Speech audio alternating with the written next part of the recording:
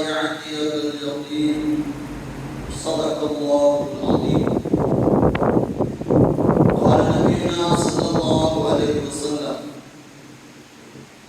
إن الله يحب إذا عمل أحدكم عملا أن يتقنه صدق رسوله النبي الكريم.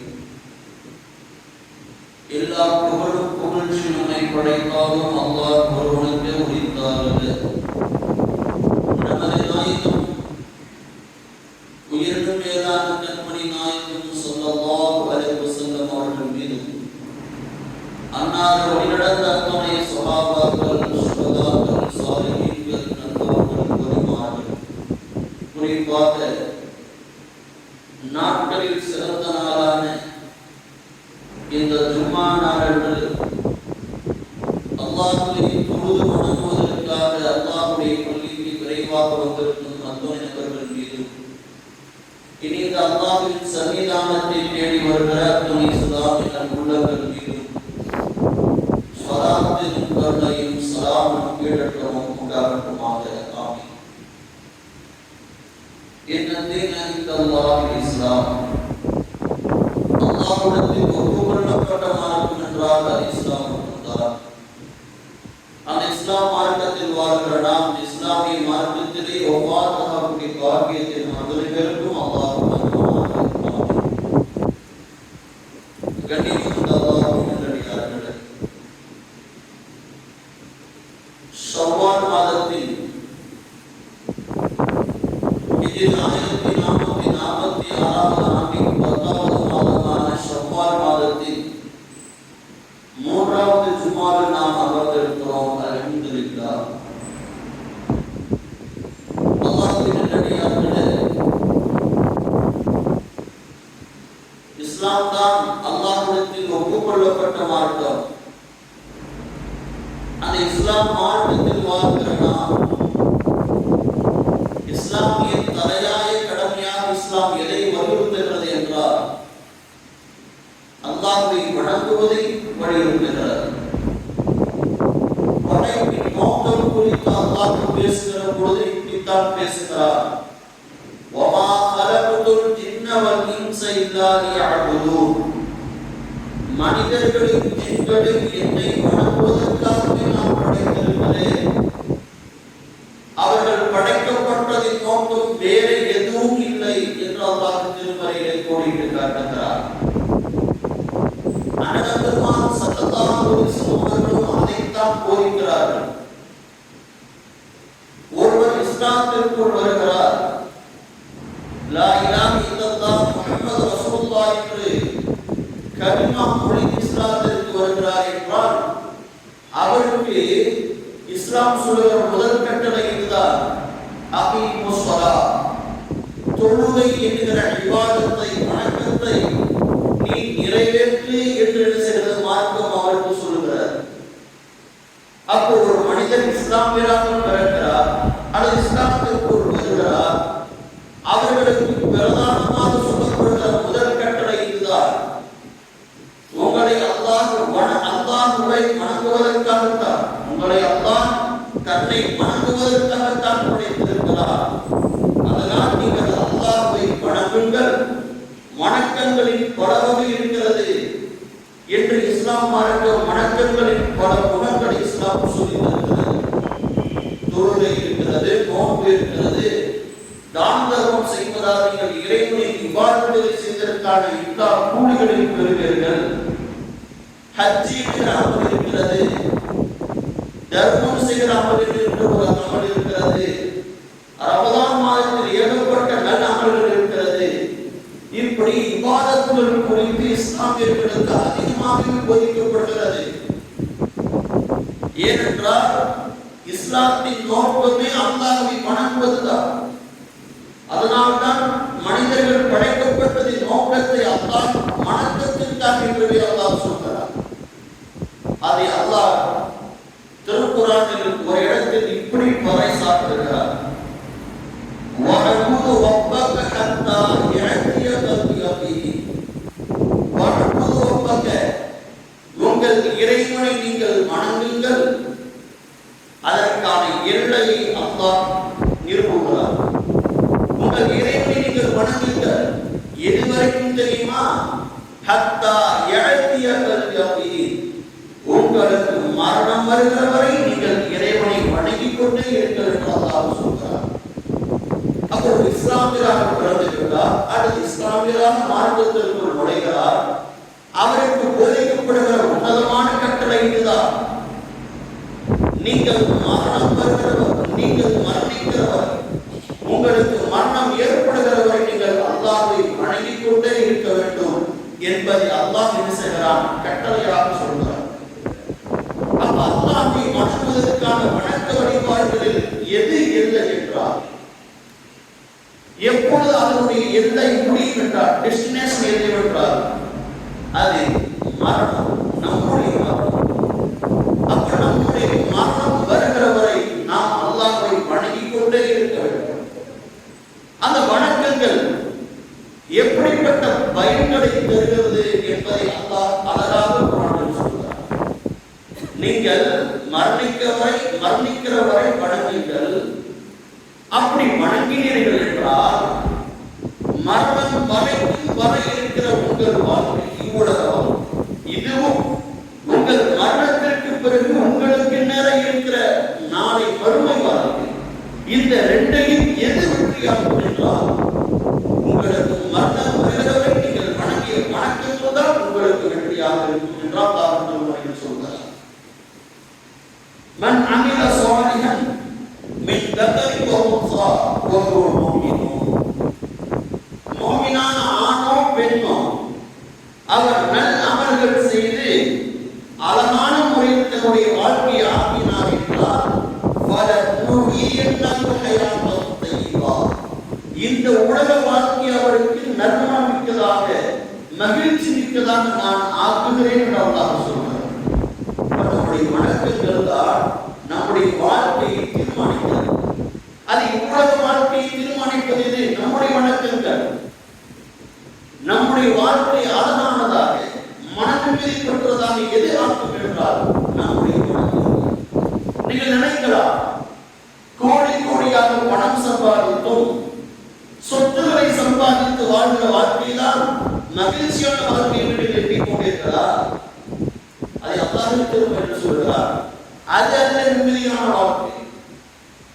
நீங்கள் அல்லாஹ்வை வணங்குவதற்கான வாய்ப்புகளை அல்லாஹ் ஒவ்வொரு நேரமும் தந்து கொண்டிருக்கிறார். அதுதான் நிம்மதியான வாழ்க்கை. அந்த வணக்கங்களால் ஏற்படுகிற மன நிம்மதி, குறைவாக சம்பாதித்தால், குறைவான சொத்துக்களை கொண்டிருந்தால், வாடகை வீட்டில் வசித்தாலும் சரி, நிம்மதியான உறக்கமும் மறுநாள் அல்லாஹ்வை வணங்குவதற்கான வாய்ப்புகள் ஏற்படுகிறது என்றால் அதுதான் நிம்மதியான வாழ்க்கை. அதைத்தான் அல்லாஹ் திரும்ப சொல்றார். யார் நல் அமல்கள் புரிந்து தன்னுடைய வாழ்க்கையை அழகாக்குகிறாரோ அவருக்கு இவ்வுலக வாழ்க்கையும் அல்லாஹ் அழகாக்குகிறார். அடுத்து அல்லாஹ் சொல்கிறார், இன்னல் லதீன வஅமிலு ஸாலிஹாத் கானத் லஹும் ஜன்னாத்துல் ஃபிர்தௌஸி நுஸுலா. யார் அல்லாஹ்வை ஈமான் கொண்டு நல் அமல்கள் செய்து வணக்க வழிபாடுகளை யார் அதிகமாக செய்கிறாரோ அவருக்கு நாம் நாளை மறுமையில் ஜன்னத்துல் ஃபிர்தௌஸ் என்கிற சொர்க்கங்களில் உயர்ந்த சொர்க்கமான ஜன்னத்துல் ஃபிர்தௌஸை நாம் வழங்குகிறோம் என்று அல்லாஹ் சொல்கிறார். அப்ப அல்லாஹ்வை மனிதர்கள் படைக்கப்பட்டது நோக்கமாக தன்னை வணங்குவதை சொல்கிறான் அல்லாஹ். அந்த வணக்கங்களின் எல்லையாக நம் மரணத்தை அல்லாஹ் சொல்கிறார். நம் மரணம் வருகிற வரை நாம் வணக்கங்கள் புரிந்தோம் என்றால் அந்த வணக்கங்கள் தான் மரணத்திற்கு முன்பான இந்த உலக வாழ்க்கைக்கும் மரணத்திற்கு பின்பு இருக்கிற நாளை வறுமை வாழ்க்கைக்கும் அந்த வணக்கங்கள் தான் நமக்கு சாதனமாக, வெற்றி சாதனமாக அதுதான் இருக்கும் என்று அல்லாஹ் திருமறையை பதிவு செய்கிறார். அப்ப நம்முடைய வணக்கம் இப்போ அல்லாஹ் சொல்கிறார், வணக்கங்களை செய்யுங்கள், வணக்கங்களை செய்யுங்கள், என்னை வணங்குங்கள் என்று சொல்கிறார். அதை எப்படி உறுதிப்படுத்துகிறார் தெரியுமா? நீங்கள் செய்கிற வணக்கங்களை நான் பார்க்கிறேன் என்று அல்லாஹ் திருமறை சொல்கிறார். உங்களை வணக்கங்கள் செய்ய சொல்கிறேன், நீங்கள் வணங்குகிறீர்கள் என்றால் உங்கள் வணக்கங்களை நான் நோக்கி பார்க்கிறேன். அல்லாஹ் திருமறையில் சொல்கிறான் பாருங்கள், வக்குல் இஅமலு, நபி நீங்கள் சொல்லுங்கள், மக்களே நீங்கள் அல்லாஹ்வை வணக்கம் செய்யுங்கள், அல்லாஹ்வை வணங்குங்கள். அப்படி வணங்கினீர்கள் என்றால் ஃபஸயரல்லாஹு அமலக்கும், அல்லாஹ் உங்களுடைய அமல்களை அல்லாஹ் பார்க்கிறார். அமலுக்கும் உங்களுடைய அமல்களை அல்லாஹ் பார்க்கிறார். அவருடைய தூதர் பார்க்கிறார்கள். அல்லாஹ் சொல்கிறார், ரசூல், அல்லாஹ்வுடைய தூதரான முஹம்மது ஸல்லல்லாஹு அலைஹி வஸல்லம் நம்முடைய வணக்கங்களை பார்க்கிறார்கள். நாளை மறுமையில் நம்முடைய வணக்கங்களை முஃமின்கள் அத்தனை பேரும் பார்ப்பார்கள் என்று அல்லாஹ் திருமறையில் சொல்கிறார். அல்லாஹ் நம்மை வணங்க சொல்லியது மட்டுமில்லாமல் நாம் அல்லாஹ்வை வணங்கினோம் என்றால் அந்த வணக்கங்களை அல்லாஹ் பார்க்கிறார். அல்லாஹ் பார்ப்பதை நீங்கள் சாதாரணமாக எண்ணிவிட வேண்டாம். பெருமானார் ஸல்லல்லாஹு அலைஹி வஸல்லம் சொன்னார்கள், அல்லாஹ் ஒரு மனிதரை நோக்கி விட்டான் என்றார், அல்லாஹ் ஒரு மனிதரை பார்த்து விட்டான் என்றார், அவருடைய இந்த உலக வாழ்க்கையும் மறு உலக வாழ்க்கையும் வெற்றிதான் என்றார்கள் பெருமானார் ஸல்லல்லாஹு அலைஹி வஸல்லம். அப்ப அமல்களை செய்கிற பொழுது அல்லாஹ் நம்மை பார்க்கிறார். அல்லாஹ் நம்மை அருள் கண் கொண்டு பார்த்து விட்டான் என்றார். நமக்கு இந்த உலகத்தில் வேறு என்ன வேண்டும்? அந்த அமல்கள் அல்லாஹ்விடம் எப்பொழுது எடுத்து காட்டப்படுகிறது என்பதை பெருமானார் ஸல்லல்லாஹு அலைஹி வஸல்லம் சொன்னார்கள். நீங்கள் செய்கிற வணக்கங்கள் எடுத்து காட்டப்படுகிறது. எந்த நாள் தெரியுமா? யௌமல் இஸ்னைன் வல் ஹமீஸ், திங்கட்கிழமையும் வியாழக்கிழமையும் நீங்கள் செய்கிற வணக்கங்களை எல்லாம் அல்லாஹ்விடம் எடுத்து காட்டப்படுகிறது. அல்லாஹ் அறிவார். திங்கட்கிழமை வியாழக்கிழமை என்ன நடக்கிறது தெரியுமா? அல்லாஹ்விடம் நம்முடைய அமல்கள் சமர்ப்பிக்கப்படுகிறது. ஒவ்வொரு வாரத்திலும், இந்த வாரம் என்றால் இந்த வாரத்தில் நாம் திங்கள் வியாழன் செய்த அமல்கள் எல்லாம் அல்லாஹ்விடம் எடுத்து காட்டப்படுகிறது. என் அடியார் திங்கட்கிழமை இப்படியெல்லாம் அமல் செய்தார், என் அடியார் வியாழக்கிழமை இப்படியெல்லாம் நல்லமல்கள் செய்தார், இப்படிப்பட்ட தீங்குகளை செய்தார், இப்படிப்பட்டவருக்கு மோசடிகளை செய்தார் என்று அல்லாஹ்விடம் எடுத்து காட்டப்படுகிறது. இதை சொல்லிவிட்டு பெருமானார் சொன்னார்கள், எனவே நான் வஹப்பு ஐயுரன அமலி மனசாரி, அதனால்தான் திங்கட்கிழமையும் வியாழக்கிழமை நான் நோன்பாளியாக இருக்கிறேன் என்றார்கள் பெருமானார் ஸல்லல்லாஹு அலைஹி வஸல்லம். ஒவ்வொரு வாரமும் பெருமானார் ஸல்லல்லாஹு அலைஹி வஸல்லம் திங்களும் வியாழக்கிழமை நோன்பு வைப்பார்கள். காரணம், அல்லாஹ்விடம் அமல்கள் எடுத்து காட்டப்படுகிற நாள். அந்த நாளில் முஹம்மது ஸல்லல்லாஹு அலைஹி வஸல்லம் நோன்பு வைத்திருக்கிறார், வியாழக்கிழமை பெருமானார் ஸல்லல்லாஹு அலைஹி வஸல்லம் நோன்பு வைத்திருக்கிறார்கள் என்ற சொல் அல்லாஹ்விடம் எடுத்து காட்டப்படுகிறது. அதனால் நான் நோன்பு வைக்கிறேன் திங்களும் வியாழக்கிழமை என்றார்கள் பெருமானார் ஸல்லல்லாஹு அலைஹி வஸல்லம். அப்ப வணக்கங்களுடைய கோட்பாடுகளை அல்லாஹ் ஒரே நேர்கோட்டில் கொண்டு வருகிறார். மரணம் வருகிறவரை நீங்கள் வணங்க வேண்டும். அந்த வணக்கங்கள் தான் மரணத்திற்கு முன்புள்ள வாழ்க்கைக்கும் மரணத்திற்கு முன்பு இருக்கிற வாழ்க்கைக்கும் வெற்றி. அந்த வணக்கங்களை நீங்கள் சாதாரணமாக கருதாதீர்கள். அதை அல்லாஹ் பார்க்கிறார். எப்பொழுது பார்க்கிறார்? திங்களும் வியாழக்கிழமையுடைய அமல்களை அல்லாஹ் பார்க்கிறார். அந்த அமல்கள் தான் அல்லாஹ் எடுத்து காட்டப்படுகிறது. அவை எடுத்து காட்டப்படுகிற பொழுது இன் அடியார் இப்படி ஒரு அமல் செய்கிறார், அந்த அமலை எப்படி செய்கிறார்? பரிபூர்ணமாக செய்திருக்கிறாரா அல்லது அதில் குறைவு ஏற்படுத்தியிருக்கிறாரா? சோம்பலில் வேண்டாம் வெறுப்பாக அமல் செய்திருக்கிறாரா? இதுவும் அல்லாஹ் எடுத்து காட்டப்படுகிறது.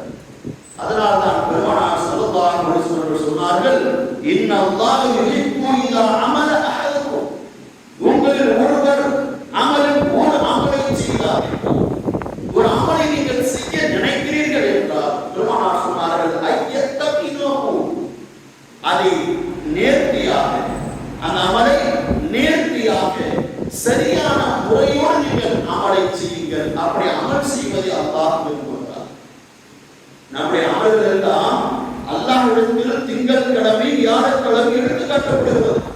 அப்படி எடுத்து காட்டப்படுகிற பொழுது இந்த அடியார் இந்த அமலை செய்தார், இந்த தொழுகை தொழுதார், ஆனால் தொழுகை வேண்டாதிருப்பாக தொழுதார், சீக்கிரம் சீக்கிரமாக தொழுது அதை அவர் சுமையாக தொழுதார். இல்லை, அந்த தொழுகையில் கவனக்குறைவோடு அலட்சியத்தோடு அவர் தொழுதார் என்று அல்லாஹ்விடம் சொல்லப்படுகிறது என்றால் நம் நிலை, நம் அமலை எண்ணி நாம் வெட்கப்பட வேண்டாமா? அப்ப நம்முடைய அமல்கள் அல்லாஹ்விடத்தில் எடுத்து காட்டப்படுகிற பொழுது இப்ராஹிம் என்கிற மனிதர் 2 ரக்காத்தை அழகாக முறையோடு தொழுதிருக்கிறார். இவர் அழகான முறையில் மனம் ஒன்று இஹ்லாஸோடு தொழுதிருக்கிறார். இந்த மனிதர் ஒரு தர்மத்தை கொடுத்தார், அதை யாருக்கும் தெரியாமல் ரகசியமாக என்ன செய்தார்? அல்லாஹ்வுடைய அருள் வேண்டும், பொருத்தம் என்பதற்காக கொடுத்தார். இந்த மனிதர் ஒரு மனிதனுக்கு என்ன செய்தார்? ஒரு தொழிலை ஏற்படுத்தினார். அது ஏற்படுத்திவிட்டு பின்னாடி அந்த மனிதர் பெருமையோடு பேசவில்லை. இந்த மனிதருக்கு நான் தான் வாழ்க்கை கொடுத்தேன், இந்த ஊரில் நான் தான் இதையெல்லாம் செய்தேன் என்று எந்த ஒரு பெருமையும் இல்லாமல் இருந்தார். அவர்தான் உண்மைதான் மனிதருக்கு அல்லாஹ்வுக்கு எடுத்து காட்டப்படுகிறது என்றார். நம்மை பார்த்து அல்லாஹ் ஒரு பெருமைப்படாமல் யோசித்திருப்பார். அப்ப அமல்களை செய்ய வேண்டும். அந்த அமல்கள் செய்வதை அல்லாஹ் பார்க்கிறார். அப்படி அல்லாஹ் பார்க்கப்படுகிற அமல்கள் எந்த குறையும் இல்லாமல் இஹ்லாஸோடு, அது அல்லாஹ்வுடைய பயபக்தியோடு நேர்த்தியானதாக இருக்க வேண்டும் என்பது இஸ்லாம் அழகான நமக்கு சொல்லியிருக்கிறது. அப்ப நம்ம வணக்கங்கள் செய்வது பிரச்சனை இல்லை. நான் தொழுதேன் என்று சொல்வது பெரிய விஷயம் அல்ல.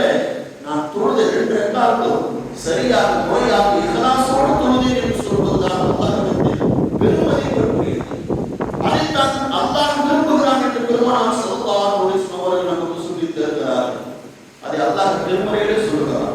وَمَن يَفْعَلْ ذَلِكَ ابْتِغَاءَ مَرْضَاتِ اللَّهِ فَسَوْفَ نُؤْتِيهِ أَجْرًا عَظِيمًا. எந்த ஒரு மனிதர் தான் செய்கிற வணக்கங்களில் அல்லாஹ்வுடைய திருப்தியை மட்டும் நாடி செய்கிறார், அல்லாஹ்வுடைய அருளை மட்டும் பொருத்தத்தை நாடி மட்டும் யார் செய்கிறாரோ அவருக்கு கணக்கில் அடங்கா கூலி நாம் கொடுப்போம் என்று அல்லாஹ் திருமறையிலே சொல்கிறார். அப்ப நம்ம வணங்குகிற வணக்கங்களை அல்லாஹ்விடம் இஹ்லாஸோடு ஈமானோடு உறுதிமிக்கோடு இருக்க வேண்டும். நாம் செய்கிற சின்ன அமலாக இருந்தால், அமல் என்றால் வெறுமன தொழுகை மட்டுமல்ல, நாம் செய்கிற தர்மம், பாதையில் செல்கிறோம், மனிதர்களுக்கு இடையூறாக இருக்கிற ஒரு கல்லோ முள்ளோ அதை அப்புறப்படுத்துகிறோம், அதுவும் அமல் தான். அந்த அமலில் இஹ்லாஸ் இருக்க வேண்டும். அந்த அமலில் மன தூய்மை இருக்க வேண்டும். அதை அல்லாஹ் சொல்கிறார்.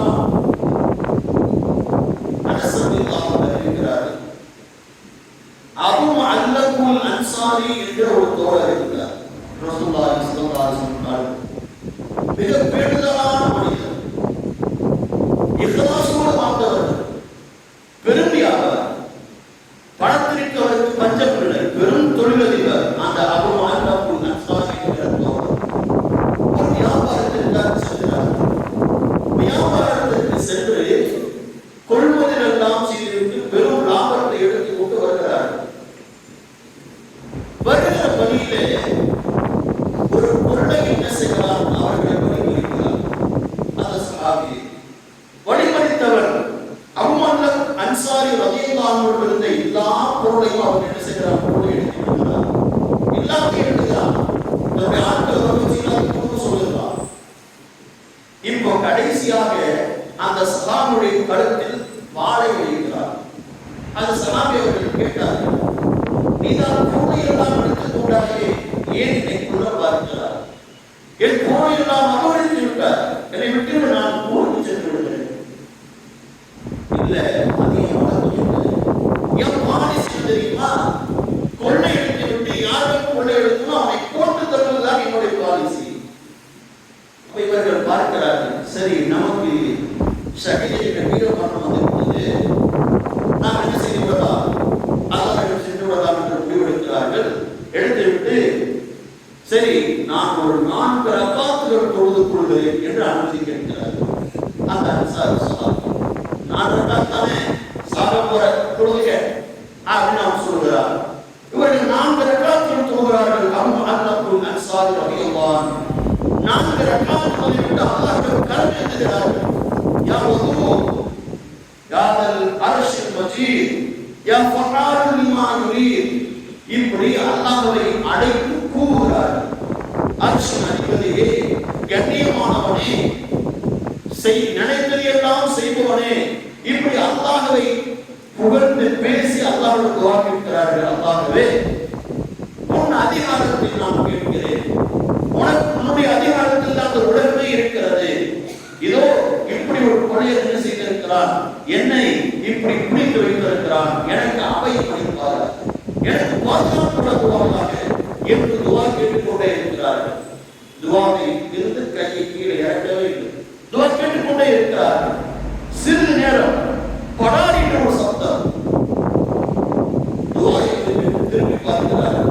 அந்த கொள்ளையின் தலை கீழே விழுந்த ரத்தத்தில் கிடக்கிறது. யார் இவனை கொண்டது என்று திரும்பி பார்க்கிறார்கள். ஆதான பாகுவாக ஒரு மனிதர், வளர்ந்த மனிதர், பெரிய மாணவர் இருக்கிறார். வைத்திருந்தார் அந்த மனிதரை பார்த்து அந்த சஹாபி பார்த்துவிட்டு கேட்டார்கள், மன்னன் அதிவாழ்த்தோம், என் தாயும் தந்தை உங்களுக்கு அர்ப்பணமாகட்டும், யார் நீங்கள், என்னை ஏன் காப்பாற்றினீர்கள் என்று கேட்கிறார்.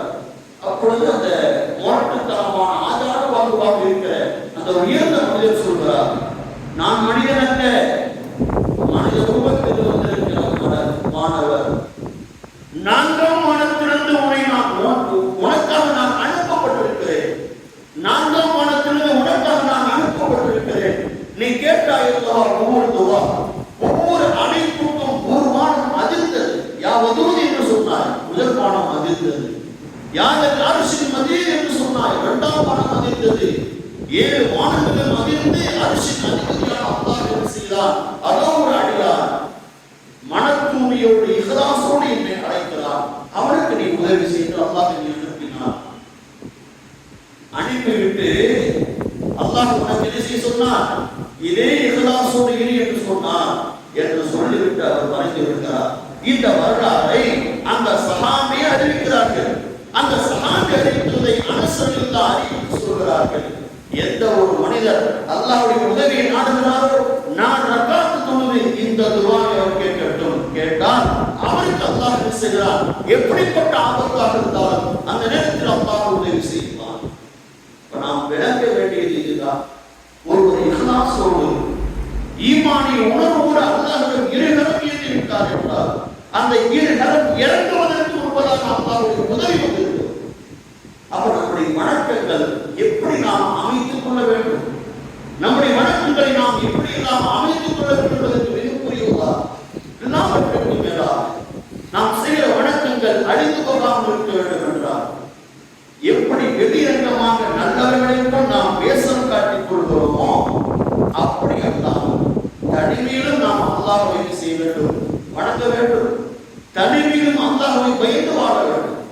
தனிமையில் யார் அல்லாஹ்வை பயப்படுகிறார்களோ அவர்கள் தான் எரியச்சக்கூடியவர்கள் என்று அல்லாஹ் திருமறையிலே சொல்கிறார். பெருமானார் ஒரு மனிதர் கேட்டார், மன் அக்ரமுன் நாஸ், மக்களில் மிகச் சிறந்தவர்கள் யார்? பெருமானார் சொன்னார்கள், அத்காஹு, அல்லாஹ்வை யார் அஞ்சுகிறார்களோ அவர்கள் தான் அல்லாஹ்விடத்தில் மிக சிறந்தவர்கள். எப்படி அஞ்ச வேண்டும் என்று கேட்டார். நாயகம் ஸல்லல்லாஹு அலைஹி வஸல்லம் சொன்னார்கள், அல்லாஹ்வை தனிமையிலும் வெளிரங்கத்திலும் உள்ளரங்கத்திலும் அல்லாஹ்வை முறையாக அஞ்ச. வெளியில நல்லவமாக காட்டுகிறது, உள்ளத்திற்குள்ள அவ்வளவு அழுக்குகள், அவ்வளவு குரோதங்கள், அவ்வளவு பாவச்சுமைகளை சுமந்து கொண்டிருக்கிற உள்ளங்கள், அந்த உள்ளங்கள் அல்லாஹ்விடத்தில் உயர்ந்ததா என்றால் கிடையாது. வெளிரங்கத்திலும் உள்ளரங்கத்திலும் யார் முறையாக அல்லாஹ்வை அஞ்சுகிறார்களோ அவர்கள் தான் அல்லாஹ்விடத்தில் கண்ணியமானவர்கள். உமர் ரலியல்லாஹு அஹ்னஃப் இப்னு கைஸ் என்கிற தோழரோடு ஒரு பயணத்திற்கு செல்கிறார்கள். பயணத்தில் இருவருக்கும் கடுமையான ஒரு ஆட்டு இடையை சந்திக்கிறார்கள். அந்த ஆட்டு இடை, அந்த பையன் ஆடுகளை பராமரிக்கிற அந்த பையன் போய் கேட்கிறார், தம்பி வசிக்கிறது, ஒரு ஆடை கொடு, ஒரு ஆடை எங்களிடம் விற்றுவிடு, நாங்கள் என்ன செய்கிறோம், அதற்கான பைசா தருகிறோம். அவர் சொன்னார், இதற்கான ஓனர் மம்லூக் நான் இல்லை, இதற்கான ஓனர் நான் அல்ல, நானும் இந்த ஆடும் ஒருவருக்கு அடிமை, என் எஜமானர் அங்கே இருக்கிறார், அவரிடம் அனுமதி வாங்காமல் இதை விற்க முடியாது, என்னை மன்னித்துக் கொடுங்கள் என்கிறார். உமர் ரலியல்லாஹு அன்ஹு இன்னும் அவன்கிட்ட பேசி பார்ப்போம். உமர் ரலியல்லாஹு சொல்கிறார்கள், ஒரு ஆட்டை விட்டுவிடு, வித்துட்டு பைசா வாங்கிட்டு இங்கட ஒரு ஆடை காணும் எஜமானர் கேட்டாங்கன்னா ஓனாகி கொண்டுருச்சு அப்படின்னு சொல்லிடு அப்படின்னு யார் கேட்கிறா? உமர் ரலியல்லாஹு அன்ஹு கேட்கிறாங்க. அந்த பையன் இந்த ஆட்டிடைய சொல்கிறார், அந்த ஆட்டிடைய பையன் என்ன செய்தாராம்? வானத்தை நோக்கி கையை நீட்டி அந்த அல்லாஹ் பார்ப்பது இல்லையா? ஐநந்தா அல்லை அல்லாஹ் எங்கு போய்விட்டார்? அல்லாஹ்தான் நம்மை பார்த்து கொண்டே இருக்கிறானே. எப்படி நான் திருட்டுத்தனமாக ஒரு செயலை செய்வது என்று இந்த ஆட்டிடைய பையன் சொன்னதும் உமர் ரலியல்லாஹு தாடி நினைவுகளுக்கு கடந்துவிட்டார். அழுதுவிட்ட அந்த பையனை விட்டு நேராக எஜமானரிடம் சென்று, இப்படிப்பட்ட தற்பாவுள்ள பையனை ஏன் அடிமையாக வைத்திருக்கிறார்? உரிமையிடு, அதற்கான கிரயத்தை பைசாவை நான் தருகிறேன். பைசா கொடுத்த அந்த பையனை உமர் ரலியல்லாஹு அவர்கள் விடுதலை செய்திருக்கிறார். சொன்னார்கள் உமர் ரலியல்லாஹு, இந்த ஒரு வார்த்தை, அல்லாஹ் எங்கு போய்விட்டான்? அல்லாஹ் தான் எல்லாவற்றையும் பார்க்கிறானே, நான் எப்படி ஒரு பாவத்தை செய்வது என்று சொன்னாயில்லவா? அந்த ஒரு வார்த்தை தான் உனக்கு விடுதலை வாங்கி தந்தது. இந்த ஒரு வார்த்தை தான் நாளை மறுமையில் உனக்கு சொர்க்கத்தை பெற்றுத் தரும் என்றார்கள் உமர்கள். அந்த ஒரு வார்த்தை நாம் அல்லாஹ் எங்கு போய்விட்டான்? அல்லாஹ் தான் எல்லாவற்றையும் பார்த்து கொண்டிருக்கிறானே, அப்படி இருக்கில் நான் எப்படி ஒரு பாவத்தை செய்வேன் என்ற மொழியை, அந்த உறுதியை நம்முடைய மனதில் தைக்க வேண்டும். தைத்தால்தான் எந்த ஒரு பாவத்தையும் செய்யாமல் அல்லாஹ்வை வணங்குவதற்காக மட்டும் நம்முடைய வாழ்நாளை கழிக்கும். அப்போ ஒரு அடியார் அல்லாஹ்வை வணங்க வேண்டும், மரணம் வருகிற வரைக்கும் வணங்க வேண்டும். அந்த வணக்கங்கள் தான் இந்த உலக வாழ்க்கைக்கும் மறு உலக வாழ்க்கைக்கும் வெற்றி. அந்த வணக்கத்தில் எந்த குறையும் இல்லாமல், எந்த குறைபாடும் இல்லாமல், வேண்டாம் வெறுப்பாக செய்யாமல் இஹ்லாஸோடு நாம் செய்கிற பொழுது அந்த அமல்கள் தான் இந்த உலக வாழ்க்கையும் நல்லபடியாக இருக்கும். நாளைக்கு மறுபடியும் நல்ல அமல்களை தருவதாக இருக்கும். ஆக அல்லாஹ்வை நல்லடியார்களே, அமல்களை செய்யுங்கள், அல்லாஹ்வை வணங்குங்கள், அதிகமாக வணங்குங்கள். அதே நேரத்தில் அல்லாஹ்வை வணங்காவிட்டாலும் சரி, நீங்கள் அல்லாஹ்வை வணங்கும்படியாவிட்டாலும் சரி, அப்படி யார் அல்லாஹ்வை வணங்குகிறார்களோ அதை தடுக்காமல் இருக்கும். அப்படி யார் அல்லாஹ்வை வணங்குகிறார்களோ அந்த வணக்கங்களுக்கு நீங்கள் தடையாக இருக்காது. ஒரு ஊரில் ஒரு நல்லபடியாக ஒரு மதரசா நடக்கிறது என்றால் அந்த மதரசா மூழ்குவதற்கு, அது இல்லாமல் ஆகுவதற்கு நீங்கள் எந்த காரியத்தையும் செய்யாது. பெருமானார் சொல்கிறார்கள், அமல்களை செய்யுங்கள், யாருடைய ஆடையை நீங்கள் பாடாக்காது. இன்றைக்கு இருக்கிற மத்திய அரசாங்கம் அதைத்தான் செய்கிறது. இஸ்லாமியர்களின் அமல்களில் நுழைந்து, ஷரியத்தில் நுழைந்து அதை பாடாக்குகிறது. எத்தனை விஷயங்களை அழைக்கலாம். இன்றைக்கு ஒரு நிறுவனம் ஒரு ஆய்வு வெளியிட்டிருக்கிறது, இந்தியா ஹேட் அப்படிங்கிற ஒரு ஆய்வு நிறுவனம். இந்த இந்தியாவிலே துவேஷ பேச்சுக்கள், விரோத பேச்சுக்கள், மத விரோத பேச்சுக்களை அதிகமாக பேசிய தலைவர்கள் என்று ஒரு 10 பேரை வெளியிட்டு, அந்த 10 பேர் யாரும் முதலாவது ஊக்குடைய முதல்வர் யோகி. அவர்தான் 86 ஸ்பீச் பண்ணியிருக்கிறார். இந்த இந்தியாவில் இருக்கிற மக்களை வெறுக்கிற வகையில், அது குறிப்பாக இஸ்லாமிய மக்களை வெறுக்கிற வகையில், இஸ்லாமிய சட்டங்களை வெறுக்கிற வகையில் 86 ஸ்பீச்சுகளை அவர் செய்திருக்கிறார். 2வது யார் தெரியுமா? நம்முடைய பிரதமர் மோடி. அவர்தான் 2வது இடத்தை பெறுகிறார். அதிகமான இஸ்லாமிய வெறுக்கத்தக்க பேச்சுகளை, மக்களின் விரோத பேச்சுகளையும் அவர்தான் பேசியிருக்கிறார்.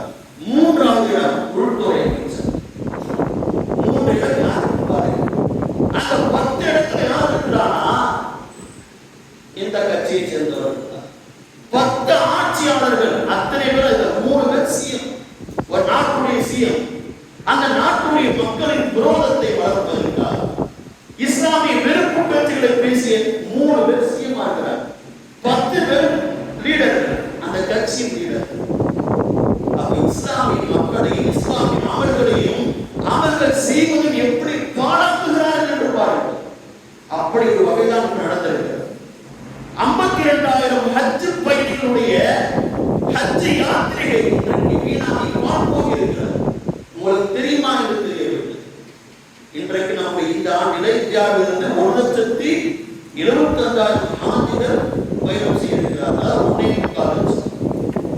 இதுல ஹஜ் கமிட்டி மூலமாக 1,22,518 பேர் போறாங்க. மீதி இருக்கிற 52,000 பேர் தனியார் ஹஜ் நிறுவனங்களுக்கு அந்த வாய்ப்பு வழங்கியிருக்கிறார். எப்போதுமே சவுதியில் மினாவிலும் அரபாவிலும் தங்குவதற்கான டென்ட், அந்த கூடாரம் அமைப்பதற்கான செலவை இந்த தனியார் ஹஜ் நிறுவனங்கள் சவுதி அரசாங்கத்துக்கு அனுப்பிச்சோம் ஒவ்வொரு தடவையும்.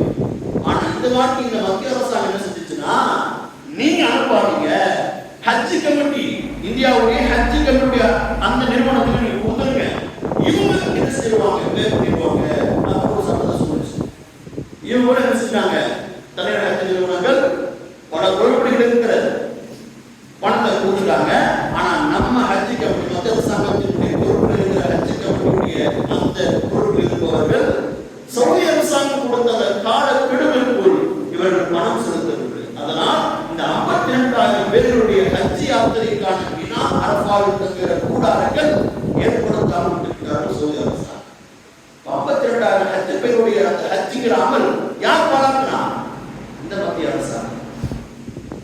இப்படி இஸ்லாமிய அமல்களை, இஸ்லாமிய ஷரியத்தை பின்பற்றுவதில் இவர்கள் பல மோசடிகளை செய்து நம்மளை எந்த அமலையும் செய்யப்படாமல் இருக்கிறார்.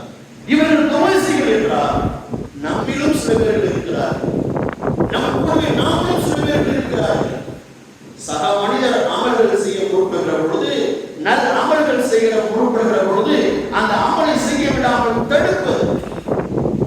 எப்படி இஸ்லாமிய வெறுப்பில் இருக்கிற இவர்களை இஸ்லாமியர்கள் எந்த அமலையும் செய்யக்கூடாது, வணக்கங்கள் புரியக்கூடாது என்பதற்காக எப்படியெல்லாம் தலையிட்டு அதை இல்லாமல் ஆக்குகிறார்களோ அதே போன்று நம்மிலும் சில பேர்கள் இருக்கிறார்கள்.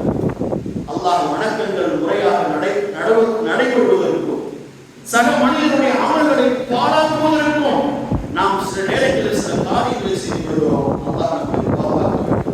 அது அல்லாஹ் திருமறையில் எந்த அளவிற்கு எச்சரிக்கையாக சொல்கிறான் தெரியுமா? வமன் அஸ்லமு மிம்மன் மனஅ மஸாஜித அல்லாஹ், அல்லாஹ்வுடைய வணக்கங்களில், பள்ளிவாசல்களில் அமல்கள் செய்வதற்கு தடுக்கிறானே, அவன் எவ்வளவு பெரிய அநியாயக்காரன் என்று அல்லாஹ் திருமறையில் சொல்கிறார்.